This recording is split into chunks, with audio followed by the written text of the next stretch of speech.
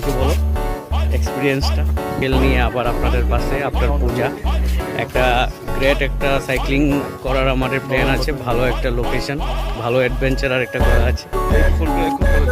এবার আশা করি আমাদের সাথে পরিচিতরাও থাকবে, থাকবে তো এবার নেক্সট সাইক্লিংয়ে আমাদের। আপনারা তো সবাই চিনেন আমাদের ফার্স্ট ত্রিপুরার যে মাউন্ট এভারেস্টে গিয়ে আসবে, কিছু বলো এক্সপিরিয়েন্সটা। মাউন্ট এভারেস্ট ওয়ার্ল্ডের সব থেকে হাইয়েস্ট পিক, বাট যখন বসে যাবে যাই ফিলিংটাই পুরোপুরি ডিফারেন্ট, খুবই সুন্দর, but equal at the same time খুবই